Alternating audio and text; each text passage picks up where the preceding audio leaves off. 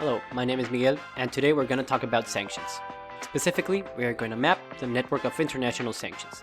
Starting off with common definition of sanctions. What do I mean when I say sanctions? You may have heard this word in the media over the last decade. It has become very popular, but in fact the first sanction dates back to the before Christ era, approximately 400 years before Christ, when the then state of Megara was banned from Greece's marketplace. So with this you can kind of infer what I mean by sanctions, but to be very clear, have a common denominator here.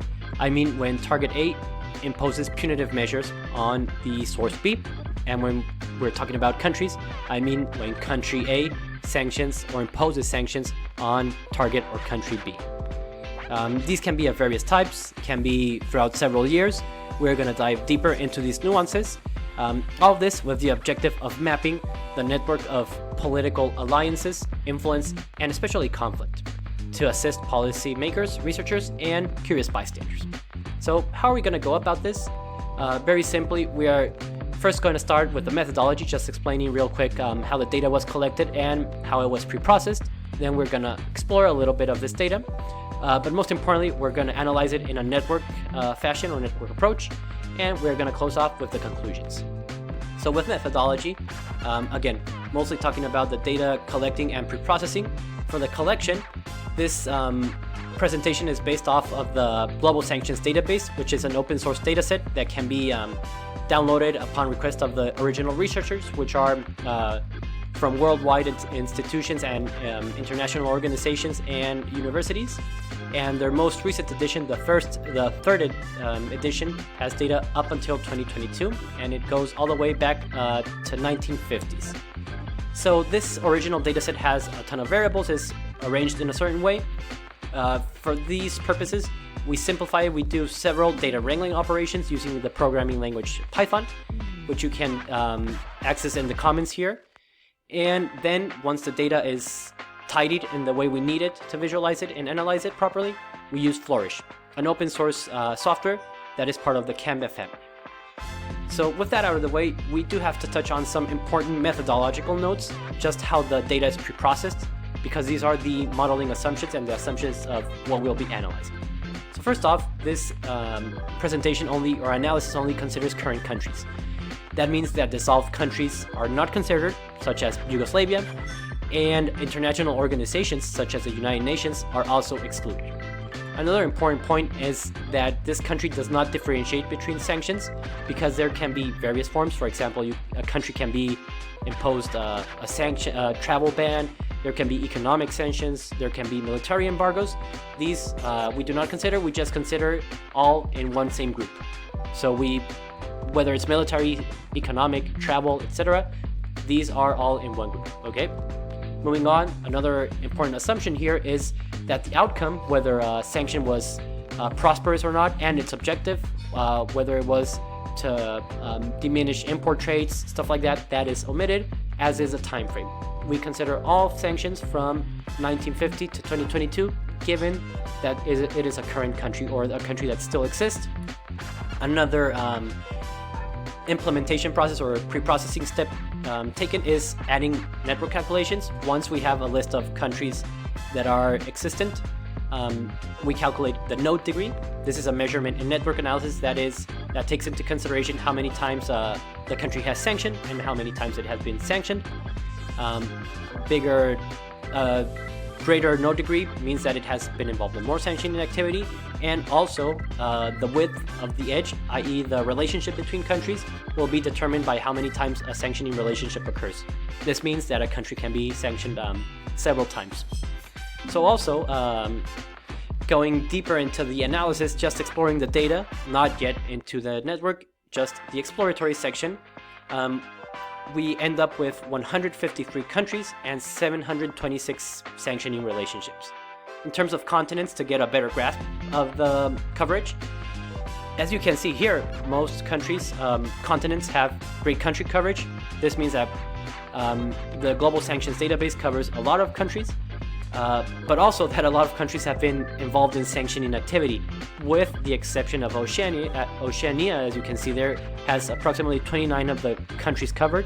More than this being a data quality issue, it is more likely that this continent has been less involved in sanctioning activities. Another way to approach the data explored is by understanding the global sum of sanctions. How have sanctions occurred worldwide throughout the years?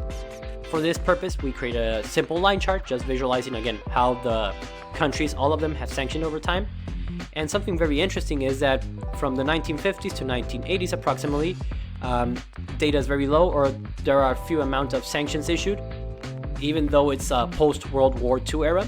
But this could also be influenced by the fact that we removed dissolved countries, therefore we're not accounting for the whole scope of sanctions.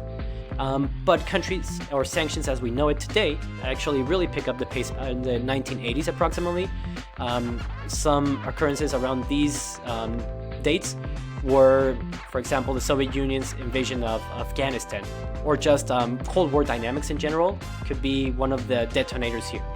But they really pick up at the turn of the millennia, around 2000-2001, which correlates to 9/11, when a lot of countries came together and acted against terrorism, which is one of the very common reasons to issue sanctions.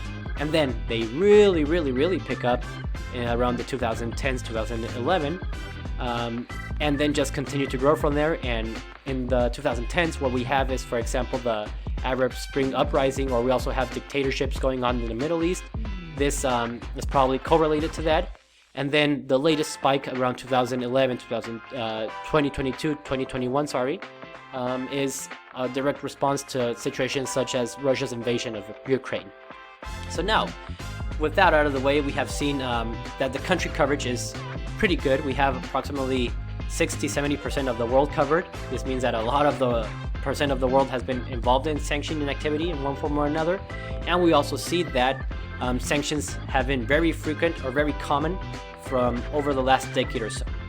So with that out of the way again, we go into the network analysis, but not without explaining a little bit of the terminology and symbols we'll be seeing there. When I refer to nodes are the dots or the points in the node in this network, and can be denoted, for example, here in the background we see the dots are countries. Okay, the edges, the lines connecting, are sanctioning relationships. We will also have arrows between each edge or each relationship indicating who has sanctioned whom. The nodes will have a background color. These will be colored according to each country's continent. Bigger nodes indicate a higher degree. That means it's been more involved in sanctioning activity. Thicker edges means that one relationship has occurred more times. And lastly, the layout, how it's arranged in the spatial system. It's a simple attraction-repulsion algorithm. This means that nodes with more sanctioning activity will be closer to the middle, and nodes or countries with similar sanctioning patterns will be brought together. They will form clusters of countries. So with that, we will now dive deep into the actual network. What we see here, we have an interactive network, again, of countries that have sanctioned each other from the 1950s to 2022. And we can start by understanding the central nodes, the most prominent nodes, starting off with the United States of America. This country, or this node, is the one with the highest degree at 120. And it's followed by the UK, the United Kingdom, with a node degree of 52. And then Canada, with a node degree of 41.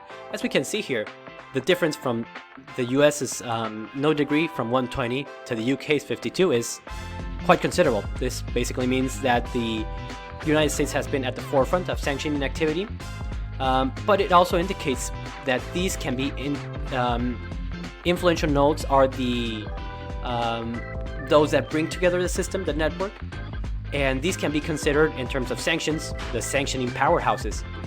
They align with each other, they lead by example, and they tend to sanction very similar countries, as we can see here highlighted. Another interesting dynamic moving away from the sanctioning powerhouses is the clustering, the cluster that we have. One, for example, is over here to the left. We have several Eastern European countries that are sanctioning the same African countries. For example, we have here Moldova, we have Bosnia and Herzegovina, we have Liechtenstein, Montenegro sanctioning countries such as Zimbabwe, South Sudan.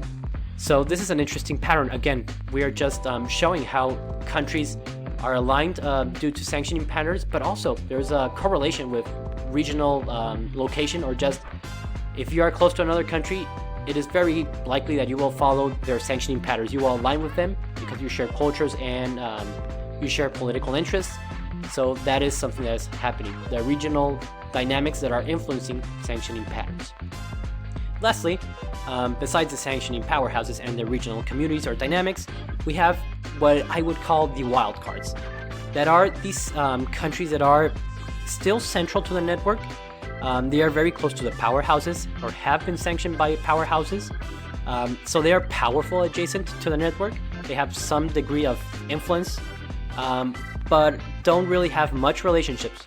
So when I say wildcards, it's because they can either align with existing countries, they have that potential, they can be powerful because they are central to the network and close to sanctioning powerhouses, be it because it was a conflict relationship, but still, they are close. So they can ally with other countries, but they can also be the instigators of conflict. They can align with adversarial countries to impose sanctions on another, or the best case scenario, they could be mediators. They are close to the sanctioning powerhouses, they have been in conflict before, maybe they have resolved the conflict, so they can lead the example and be the mediators. And several of these countries, as we can see here highlighted, are from either Latin America or South America. So with that, we can also, if you want, anytime you can move the nodes in the system and just experiment, see how the layout changes. That could render some powerhouses being close to another. For example, we have not mentioned some other countries that have been highly involved in sanctioning activities, such as Russia. Also highly connected, but also worth noting, regional dynamics here present. No, like a lot of the sanctions that have been with Russia or related to Russia are Eastern European countries as well. In conclusion, what we can say is that we had 153 countries and 726 sanctioning relationships analyzed based on data provided by the Global Sanctions Database, which has, as of its most recent edition, the third edition, data up until 2022. It was then wrangled with several assumptions, such as removing dissolved countries, etc. With this, the network, how has it consolidated itself? We have three main dynamics that history tells us.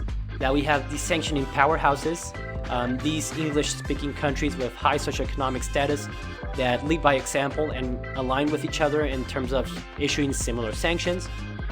Also related to issuing similar sanctions, we see that countries that are close together tend to stay together and tend to impose the same sanctions to the same countries. And lastly, we also have wildcards, countries that are not as prominent in the network but are close to the powerhouses, can therefore either align with existing sanctioning trends, can be instigators of conflict, or, again, best case scenario, they can be mediators of conflict. With that, there are some important considerations to keep in mind and that future works could benefit from. For starters, include more variables. This is an extremely simplistic approach to a multifaceted problem, such as sanctions. We just considered a binary relationship, whether a country has sanctioned one another from certain time frames. So some other impacts, such as economic impact, the outcome of the sanction could be very beneficial for a more complex model and a better model problem. Also, dissolved countries and international organizations were not considered.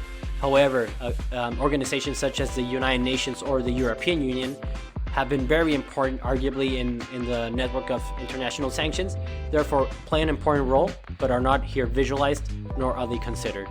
Therefore, again, that is one weak point in this network, or in this analysis. And lastly, explore alternative network algorithms. This one was using Flourish's algorithm, which is one very simple of attraction repulsion, but it could be very convenient to actually explore some other layouts, some more sophisticated analytical approaches once you have more variables